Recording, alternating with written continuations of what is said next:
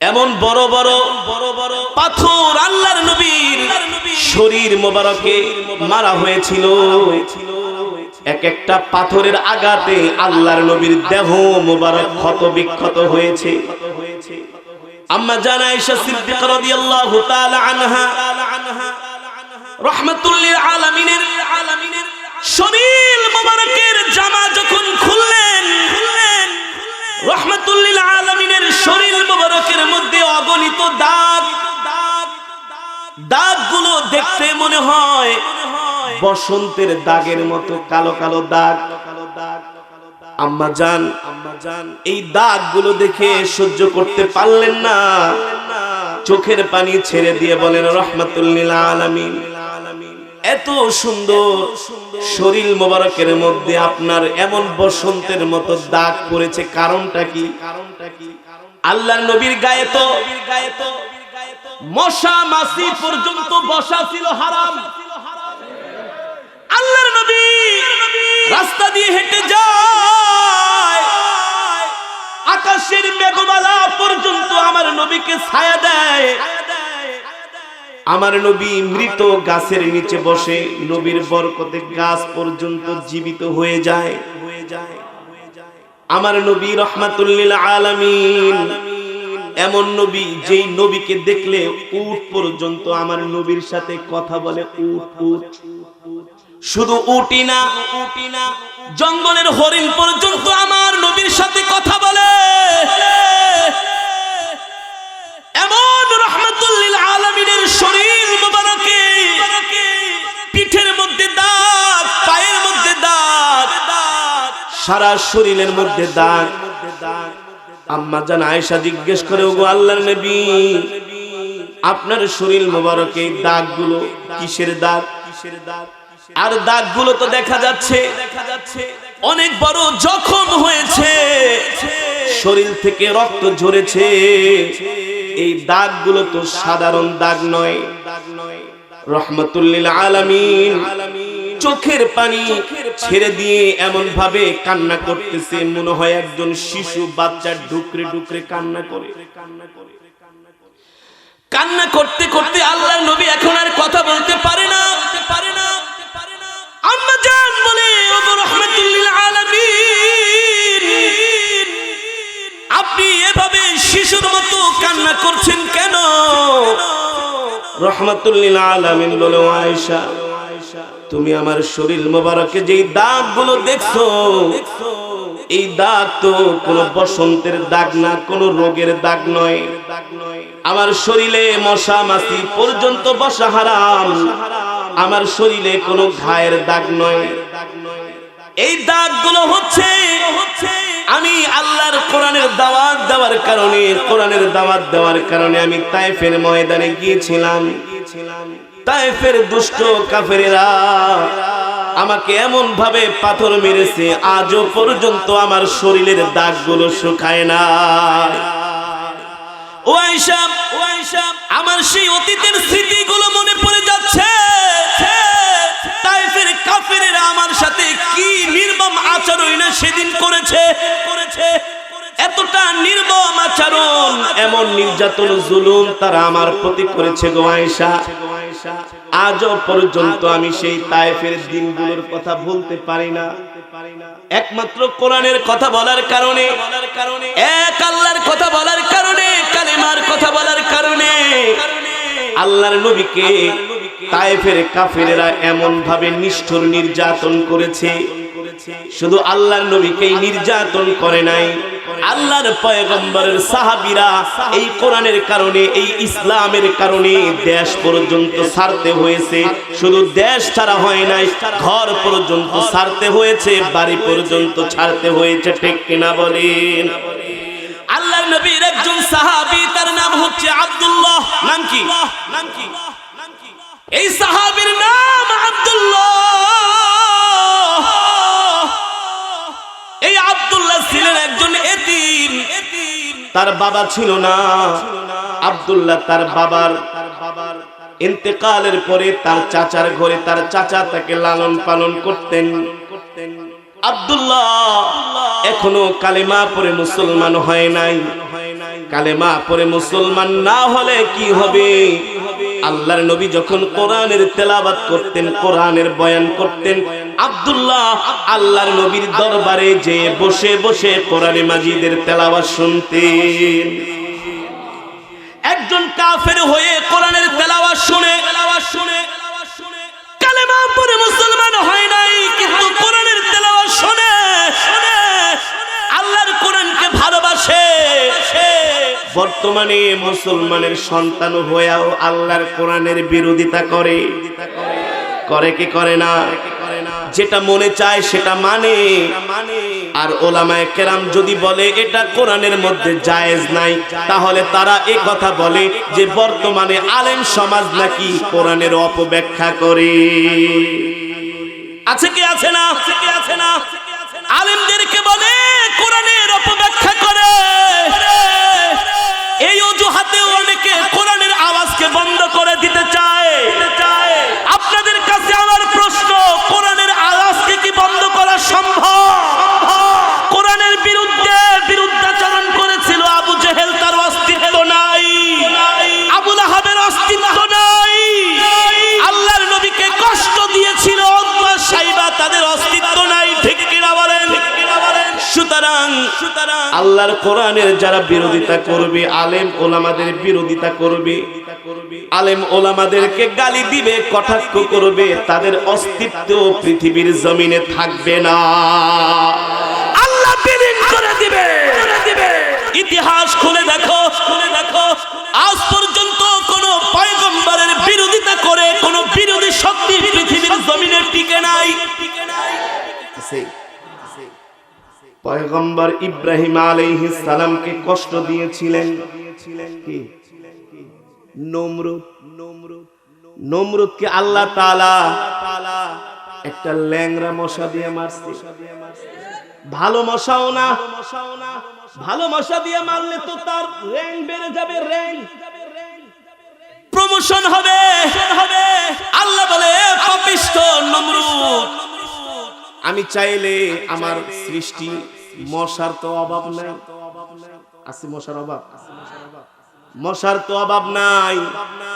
আল্লাহ চাইলে একটা মশা না কয়েক কোটি মশা দিয়ে মারতে পারতো। ভালো মশা, শক্তিশালী মশা, ডেঙ্গু মশা। চিনেন না? আমাদের দেশে তো মাঝে মাঝে আমার দেশের মন্ত্রী এমপিরা ডেঙ্গু মশার সাথে, তারা বলে করোনার সাথে লড়াই করা। তার দিলের মধ্যে এত আসর করেছে, কোরআন তার দিলের মধ্যে এমন শুট করেছে। আব্দুল্লাহ সিদ্ধান্ত নিয়েছে শুধু দূর থেকে কোরআনের তেলাওয়াত শুনবেই না। এই কোরআনের মালিক যে, কোরআন যার উপর নাজিল করা হয়েছে, তার হাতে হাত রেখে আব্দুল্লাহ কালেমা পড়ে মুসলমান হয়ে যাবে। আল্লাহু আকবার। এ যুবক, তুমি আমি তো ইসলাম মানতে চাই না, দ্বীন মানতে চাই না। ইসলামের কথা বললে, কোরআনের কথা বললে, দ্বীনের কথা বললে জেল হবে, জুলুম হবে, মামলা হবে, হামলা হবে। এই ভয়ে আমরা চুপসে যাই কি যাই না? 2003 সালে বাংলাদেশে যখন জেএমবিরা হামলা করেছিল, আমার নিজের চোখে দেখা অনেক মুসলমান দাড়ি কেটে ফেলেছে। ভাই দাড়ি রাখছেন কেন? বলে ভাই দাড়ি রাখলে জেএমবি বলে। এমন আলেমদের বিরুদ্ধে প্রোপাগান্ডা ছড়ানো হয়েছিল। গাড়িতে উঠলে কোনো আলেমের পাশে কোনো মানুষ ডরে বইতো না, বলে হুজুর জেএমবি। কালে কালে যুগে যুগে আলেমদের বিরুদ্ধে ষড়যন্ত্র চক্রান্ত হয়েছে, টিকতে পারে নাই। পারছে? খাঁটি ধানের মধ্যে কিছু চিরা আছে কি আছে না? বাতাস আসলে চিরাগুলো ঝরে পড়ে যায়, আর খাঁটি ধানগুলো ঠিকই থেকে যায়। মাঝে মাঝে আল্লাহ তাআলা ঈমান পরীক্ষা করার জন্য আমাদের উপরে কিছু পরীক্ষা দেয়। সেটা আসতে পারে অমুসলিমদের পক্ষ থেকে, আসতে পারে রাষ্ট্রের পক্ষ থেকে।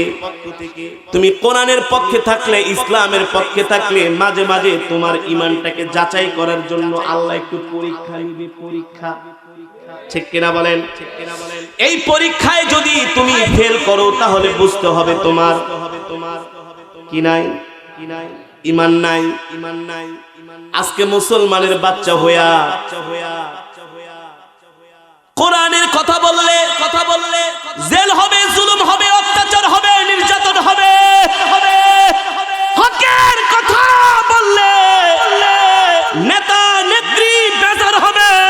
এ কারণে এখন অনেক মুসলমান চুপ করে আছে কি আছে না? কিন্তু বাংলাদেশের হক্কানি আলেমরা চুপ করে থাকে।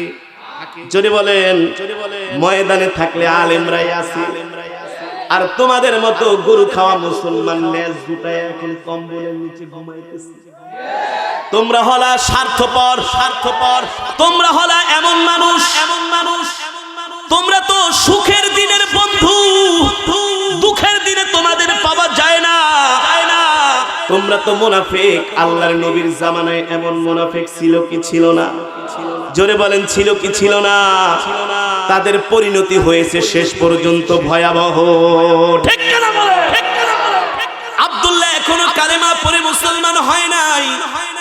রহমাতুল লিল আলামিনের জবানে কালামের তেলাওয়াত শুনে আব্দুল্লাহ সিদ্ধান্ত নিল, না না না, এই দূর থেকে আর কোরআন শুনবো না। যার উপরে কোরআন অবতীর্ণ হয়েছে তার হাতে হাত রেখে আমি কালেমা পড়ে মুসলমান হব, এটাই হচ্ছে আমার সিদ্ধান্ত। আল্লাহু আকবার।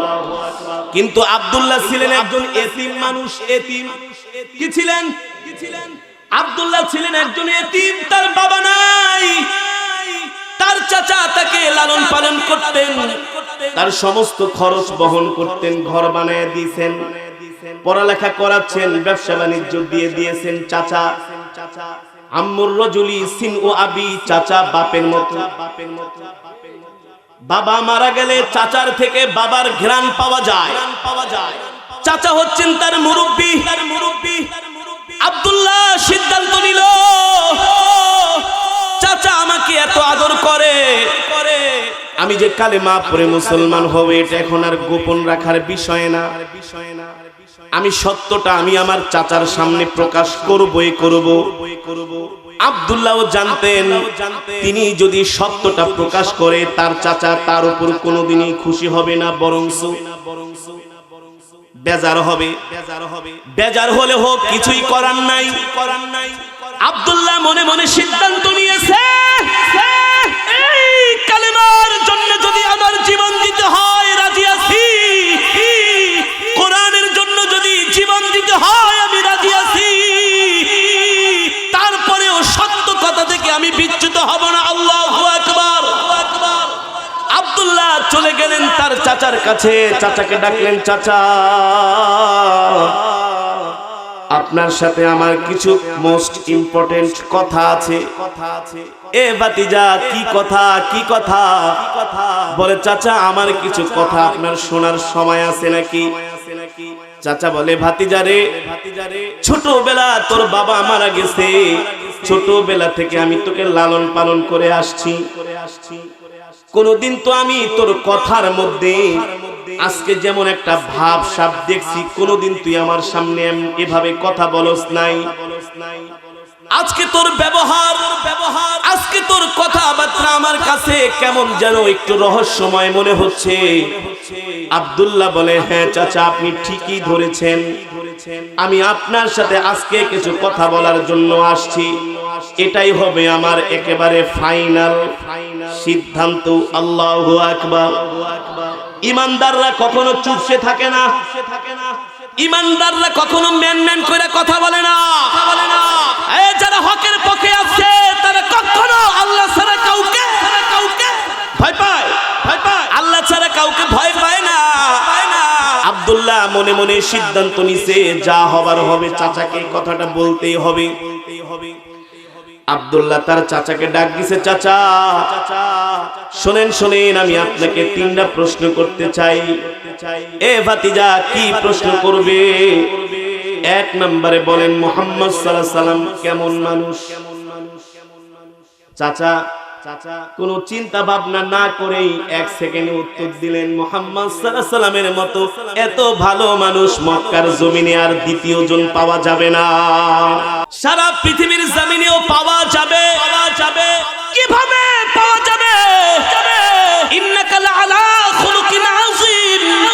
মুহাম্মদ সাল্লাল্লাহু আলাইহি সাল্লামের চরিত্রের সার্টিফিকেট দিয়েছেন কে? জোরে বলেন কে?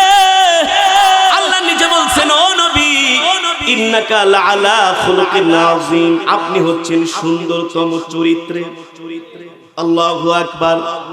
ও যুবক, তুমি তোমার নেতার নামে মিছিল করো, আমার নেতার চরিত্র ফুলের মতো পবিত্র, তোমার নেতার চরিত্র নামাজ পড়ে না একত্র। তুমি কোন নেতার অনুসরণ করো? সোহরাওয়ার্দী উদ্যানে তোমার নেতা সমাবেশ করে, যোহরের আযান দেয়, নামাজের বিরতি দেয়। তোমার নেতা মঞ্চের পিছে যায় আর বললে সিগারেট খায়। কি কিসের সিগারেট? আসরের নামাজের আযান দেয়, তোমার নেতাকে যাক 10টা মিনিট পাইলাম একটা টান মারি। কি মারি? মঞ্চের পিছে যায় সিগারেট খায় আর এদিক সেদিক তাকায়। এ যুবক, তুমি যেই নেতার অনুসরণ করছো, তোমার নেতার উপরে কি নামাজ ফরজ না? তোমার নেতা কি মুসলমান না? আরে তোমার নেতা নামাজ পড়ে না, তুমিও পড়ো না। এমন নেতার অনুসরণ করো, ওই নেতাকে খুশি করতে যায় আলেমদেরকে গালি দাও, বলো খেলা হবে। কি হবে? এইতে দেরি ইলহামি আওয়াজ আসলো, এ শাহজালাল, আমি আল্লাহ তোকে একা ছেড়ে দেই নাই। আল্লাহু আকবার। তুই তো আমার দ্বীন কায়েম করার জন্য, আমার কোরআনের কথা বলার জন্য ইয়ামেন থেকে বাংলাদেশে আসছস। যেমন করে আল্লাহ তাআলা পয়গম্বর মুসাকে একা ছেড়ে দেয়লেন, বুঝেন নাই?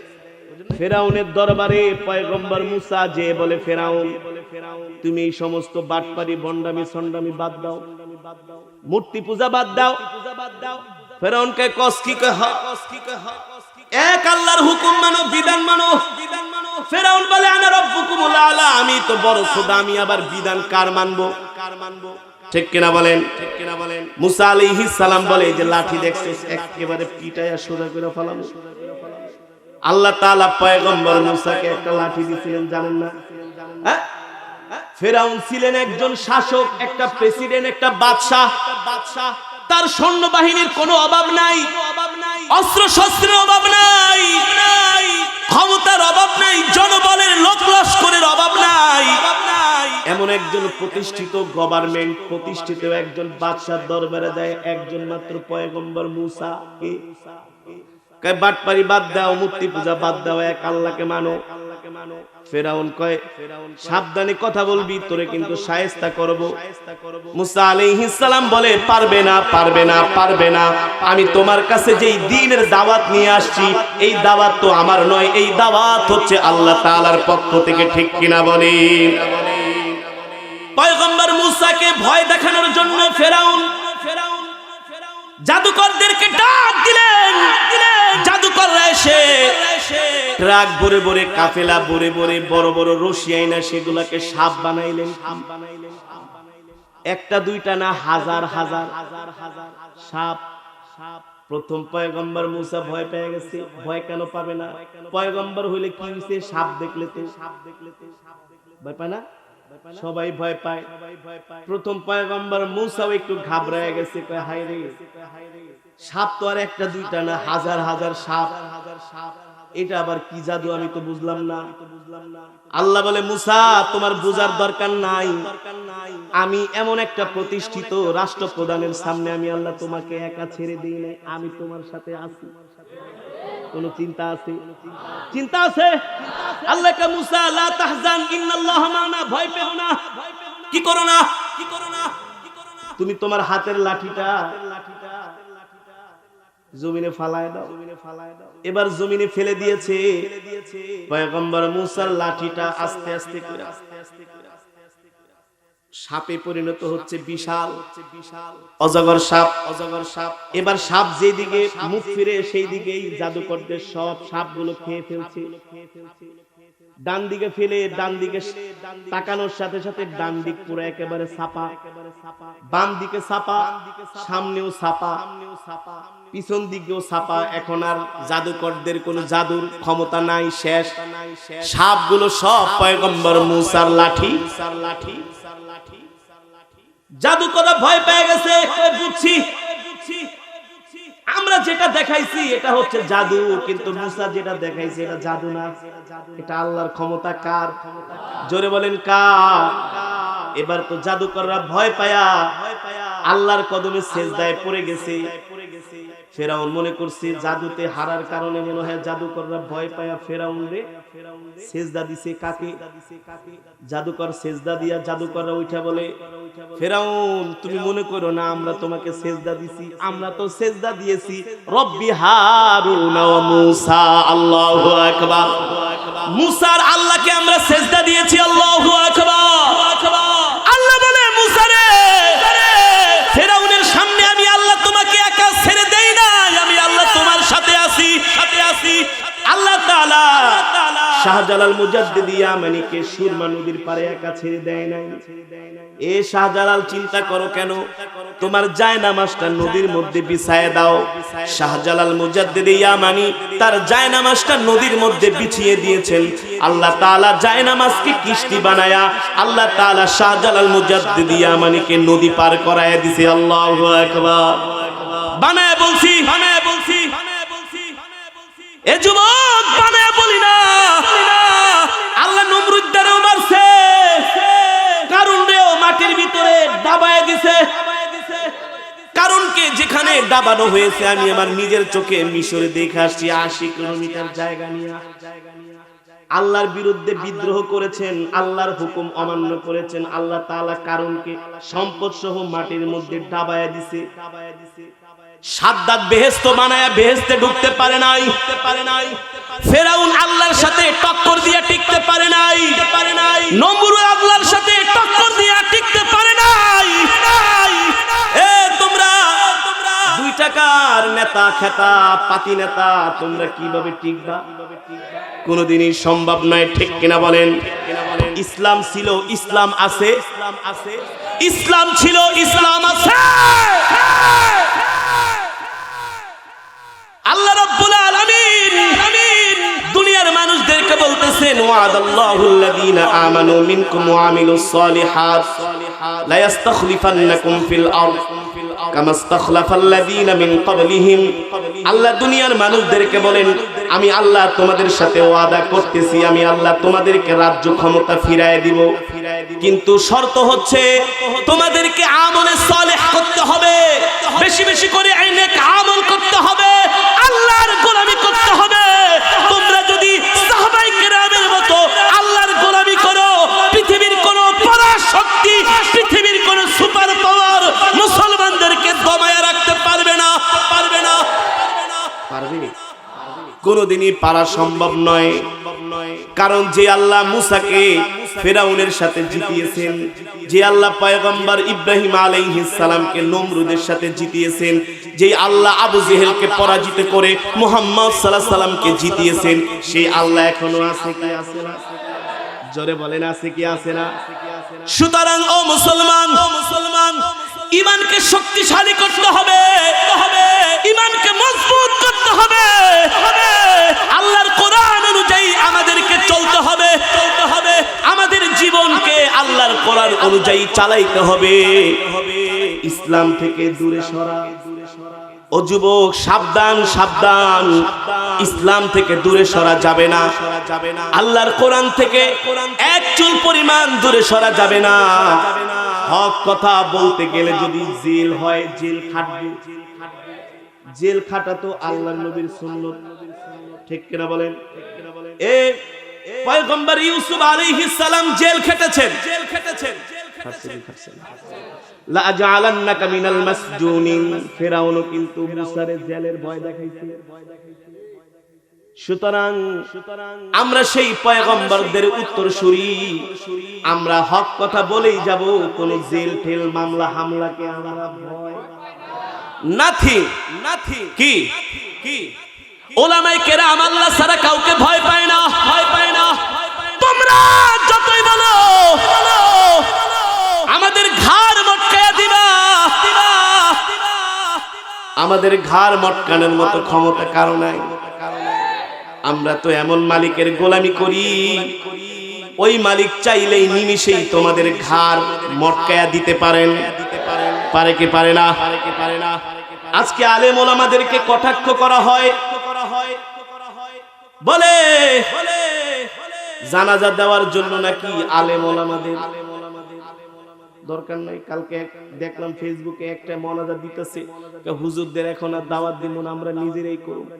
কয় রব্বানা লা তুজি কুলুবানা বাদা ইজ হাদাতানা। কি দেখেন ফেসবুকে, ওই জ্ঞান পাপীর নাম হচ্ছে গোলাম মাওলা রনি। দেখেন মোনাজাত দিছে, রব্বানা লা তুজি, আর কত আবেগ দিয়া যে গাইতেছে, রব্বানা লা তুজি কুলুবানা বাদা ইজ হাদাতানা ওয়া হাবলানা মিন লাদুনকা রাহমা ইন্নাকা আনতাল ওয়াহ্হাব। ওর দোয়াই বোঝা যাইতেছে আলেমদের উপরে খুব ক্ষুব্ধ, মানে হুজুরদের আর দাওয়াত দিবে না, নিজেদের দোয়া নিজেরাই করবে। ছোটবেলায় একবার গিয়েছিলাম একটা অনুষ্ঠানে, 4 জন মৌলবী একসাথে দোয়া পড়বে। ওই যে আগে তো খুব দোয়া ঠোয়া হতো, তো আমি ছোট মানুষ হাফেজ, আরো 3 জন যারা ছিল তারা হাফেজ না। যদি সেখানে কেরাত পড়তে দেওয়া হয় তাহলে যে হাফেজ তারাই কিন্তু তাকে প্রাধান্য দেওয়া উচিত। কিন্তু আমি ছোট হওয়ার কারণে আমাকে ইগনোর করছে, ছোট মানুষের কি পড়তে দেব। এক ইমাম সাহেব নিজেই কি করছে, শুরু করছে লাকাদ জাআকুম রাসূলুম মিন আনফুসিকুম আজিজুন আলাইহি মা আনিতুম হারিসুন আলাইকুম বিল মুমিনিনা রাউফুর রহিম। কই আর পারেন, আর কি এখন আমারে গুতা একটা হুজুর একটু কোয়া দেন, তারপরে জানি কি একটু বইলা দেন। এখন আরেকজন ইমামকে আপনি মানদরি করে কেন শুরু করলেন, তারে দিয়ে পড়াইতে। আলেমদের সাথে মাতবরি করো না, ধরা খেয়ে যাবা। আজকে বলা হয় আলেমরা নাকি রাস্তার পাশে বসে বসে টেবিল নিয়ে ভিক্ষা করে, বলে নাই? আমরা তো রাস্তায় বসে ভিক্ষা করি না, এদেশের মুসলমানদের কিছু টাকা পয়সা আইনা সেগুলো মসজিদ মাদ্রাসা করি, এতিম অসহায়দেরকে পড়ালেখা করায় মানুষের মতো মানুষ বানাই। ঠিক কিনা বলেন? এই টাকা তো আলেমরা খায় না, গরিব এতিম অসহায়দেরকে পড়ালেখার ব্যবস্থা করে। আর তোমরা আমাদেরকে বলো আমরা রাস্তায় নাকি ভিক্ষা করি, আর তোমরা তো মহাসড়কে দাঁড়ায় 2 টাকা 5 টাকা, আবার পকেটে গাঁজাও ঢুকায় দাও। কি পকেটে গাঁজাও ঢুকায় দাও। তোমরা বলো মাদ্রাসার ছাত্ররা যারা পড়াশোনা করে তারা নাকি গবেট। কি বলে? আচ্ছা, আপনাদের কাছে আমার প্রশ্ন, একজন গবেট মানুষ কি এই কোরআন শরীফ মুখস্থ করা সম্ভব? মাত্র 13 মাসে কোরআনে হাফেজ হয়েছে। কয় মাসে? এই 13 মাসে আবার 22 বার পালাইছি। কয়বার? আমি নিজে কয়বার? 10 মাদ্রাসা পাল্টায়া। আমার বাবা আমার প্রতি অতিষ্ঠ হয়ে গেছে, বাবা তোর পায়ে ধরি, তারপরও মাদ্রাসা আর পালাইস না। আমি বলি আব্বা মাদ্রাসায় ভাল লাগে না, কি করুম? ঠিক আছে, তারপরও হাফেজটা 13 মাসে 22 বার পালায়া 10 মাদ্রাসা পাল্টায়া চেঞ্জ কইরা হাফেজ হয়েছি। যদি গবেট হইতাম তাহলে তো এই 30 পারা কোরআন পারতাম মুখস্থ করতে। আরে তোমাদের এই 4টা 6টা ইংরেজি বই মুখস্থ করা, তোমাদের এই 4টা 6টা ইংরেজি বই মুখস্থ করা আল্লামা আনাস মাদানির পক্ষে কোনো ব্যাপার না। তোমাদের এই 10, 15, 20টা ইংরেজি বই মুখস্থ করা আল্লামা শাহ আহমদ শফি রহমাতুল্লাহি আলাইহির কোনো ব্যাপারই ছিল না। ঠিক কিনা বলেন? বর্তমানে টাকা হইলে ডক্টরেট ডিগ্রি আনা যায়, ঘুমায় ঘুমায় ডক্টরেট ডিগ্রি পাওয়া যায়। আরে টাকা হলে বাংলাদেশে এমন কিছু নাই, বাঘের চৌকো পাওয়া যায়। টাকা হলে তো বর্তমানে কোন ক্লাসের সার্টিফিকেট লাগবে নকল করে দেওয়া যায়। ব্যারিস্টারির সার্টিফিকেট নকল হয়, ডাক্তারির সার্টিফিকেট নকল হয়, ডক্টরেট সার্টিফিকেট নকল হয়। কিন্তু টাকা দিয়া ও দোস্ত কোনদিন আল্লাহর কোরআন মুখস্থ করা যায় না।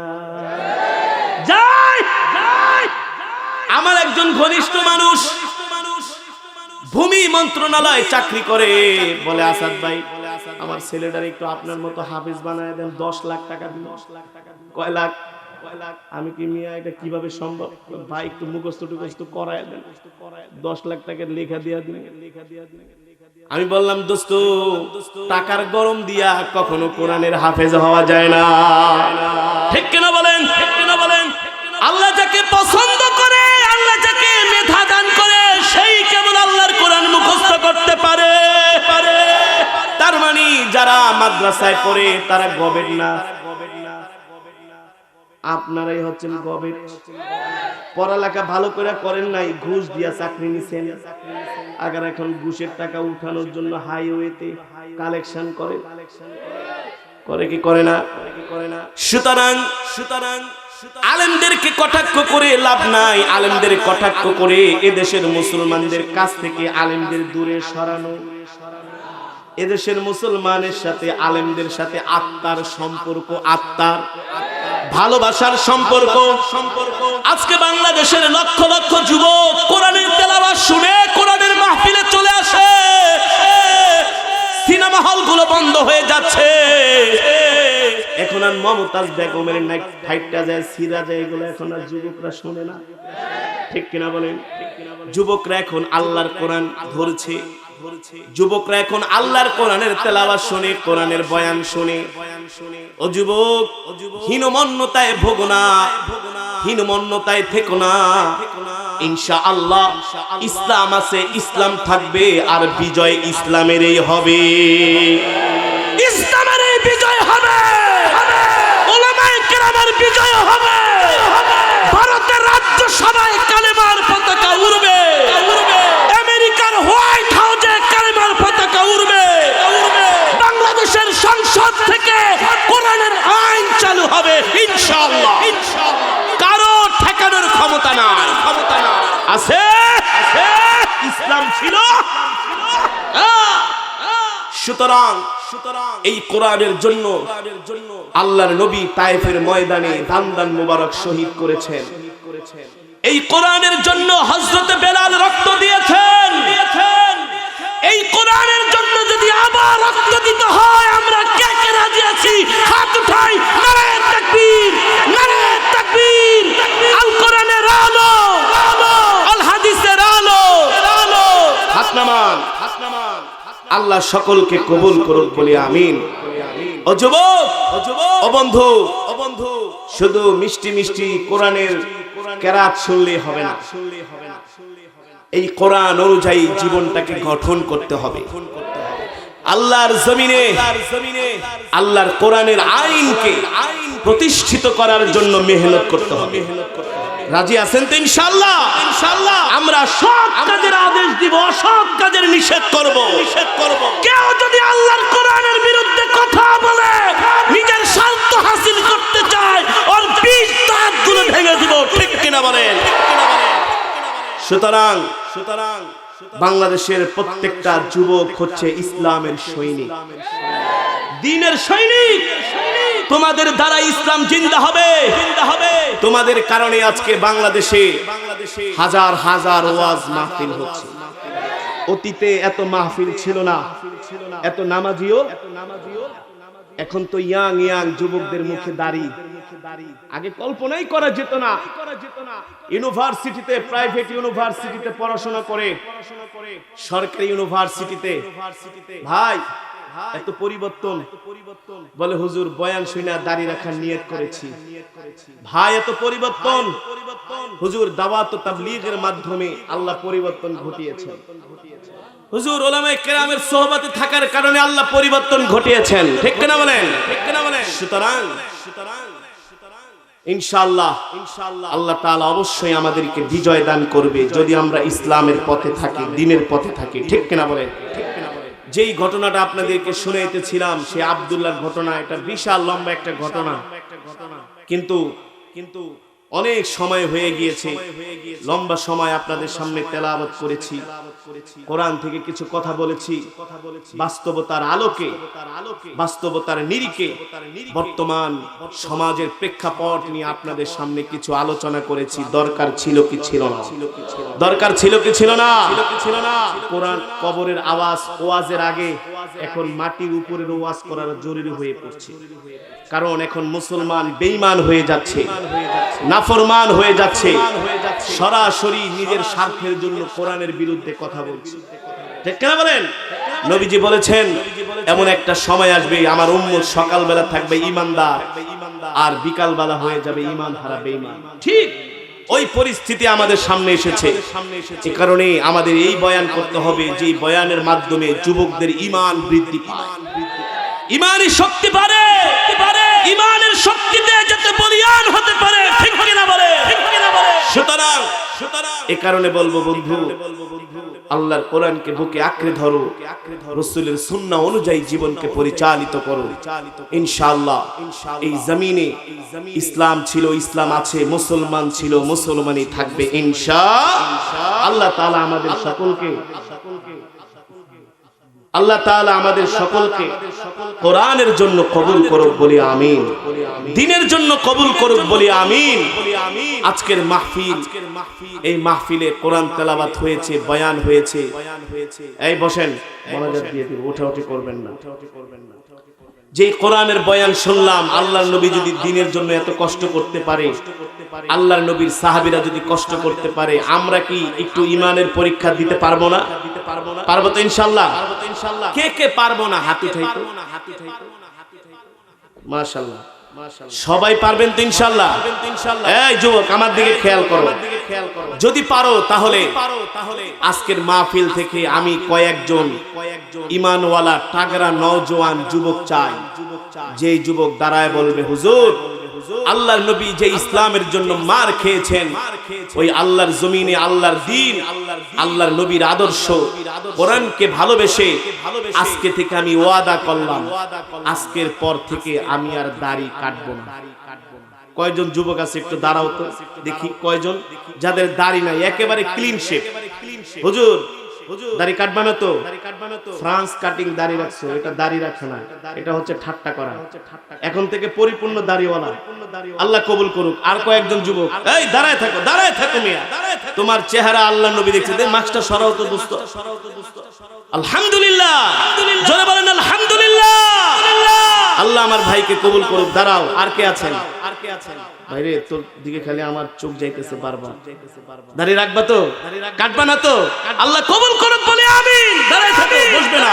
আর কে আছে দেখি, দেখি দেখি। শুধু ওয়াজ করাইবে, আরে ওয়াজ তো করানি যায়, পকেটের পয়সা খরচ করলে হুজুরের অভাব নাই। শুধু ওয়াজ শুনলে হবে না, পরিবর্তন হতে হবে। আর কয়জন আছে দেখি, আর কয়জন আছে? গরু খাওয়া মুসলমান না, বাটপাড়ির জায়গা পায়। এই দাঁড়াও, দাঁড়াও, দাঁড়াও।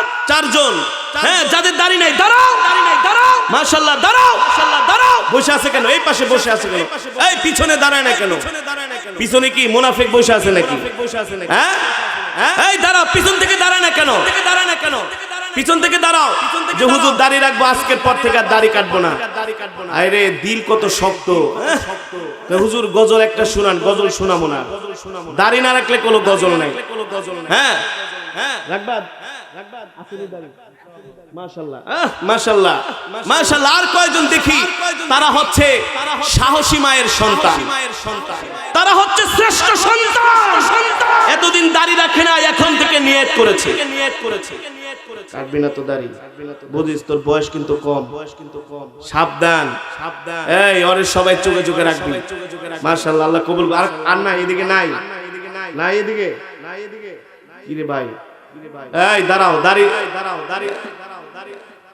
হ্যাঁ যারা ক্লিন শেভ একেবারে নিট এন্ড ক্লিন জান্নাতের টিকিট দেওয়া হইতেছে আর সময় নেই কিন্তু কপাল পরে আফসোস করবা লাভ হবে না এখনো সময় আছে দাঁড়াও এখনো সময় আছে দাঁড়াও বলছি হ্যাঁ দাঁড়াও আরে দাঁড়ায় যাও রিস্ক নাও আল্লাহর নবীর জন্য আল্লাহর নবীর মহব্বতে দাঁড়ায় যাও বলো হুজুর দুনিয়া নাথিং দুনিয়া চাই না আল্লাহর নবীকে চাই ঠিক কিনা বলেন দাঁড়ায় যাও কয়জন আছে 1 2 3 4 5 6 7 8 9 10 11 ওই যে পিছনে হ্যাঁ আমরা দেখছি আপনাকে মাশাআল্লাহ সংগঠনের সভাপতি সাহেব মাশাআল্লাহ আল্লাহ কবুল করুক আল্লাহ দ্বীনের জন্য কবুল করুক বসেন 11 জন ওয়াদা করেছে আরে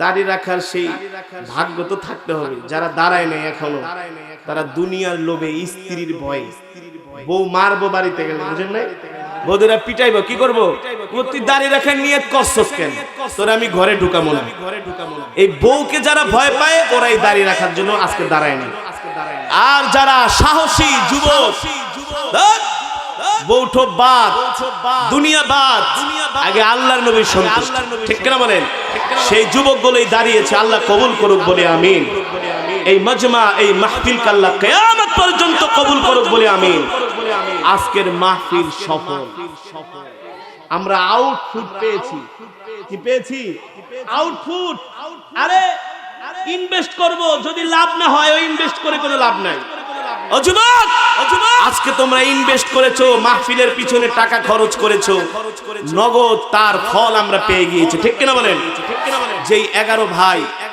দাড়ি রাখার নিয়ত করেছে আল্লাহ তাআলা তাদের কবুল করুক বলে আমিন আল্লাহ তাদের দ্বীনের জন্য কবুল করুক বলে আমিন আর যারা এখনো দাড়ি রাখেন নাই দাড়ি কাটেন বাড়িতে যে স্ত্রীর থেকে মাপঠাপ চায়া তারপরে দাড়িটা রাইখা ফেলায় আল্লাহ সকলকে কবুল করুক সুতরাং অনেক রাত্র হয়ে গেছে আর লম্বা চূড়া বয়ান নয় আমরা একটু পরে মোনাজাত করব আপনাদের কাছে উদাত্ত আহ্বান 5 ওয়াক্ত নামাজ জামাতের সাথে পড়বেন দাড়ি রাখার নিয়ত করেছে যারা তাদের জন্য আমরা দোয়া করি যারা রাখেন নাই তাদের জন্য দোয়া করছি আল্লাহ তাআলা সকলকে আল্লাহর নবীর সুন্নাত জিন্দা করার তৌফিক দান করুক এই মাহফিল এই মাজমাকে আল্লাহ কিয়ামত পর্যন্ত কবুল করুক বলি আমিন এই মাহফিল কি আগামী বছর হবে না এই বছরই শেষ আগামী বছর মাহফিলের পক্ষে সবাই আছেন তো ইনশাআল্লাহ মাশাআল্লাহ হাত উঠাইতে কই নাই তারপরও এত ঈমান এত জোশ এত জজবা আলহামদুলিল্লাহ এই কোরআনের মাহফিলের কারণে আমাদের ঈমান বৃদ্ধি পাচ্ছে সমাজ থেকে অন্যায় ব্যভিচার অত্যাচার জুলুম দূর হচ্ছে ঠিক কিনা বলেন কোরআনের মাহফিল দরকার আছে কি আছে না এই কোরআনের মাহফিলগুলো প্রতি বছর করবেন এদেশের মুসলমানদেরকে কোরআনের কথাগুলো শোনাবেন এই মাহফিলগুলো হচ্ছে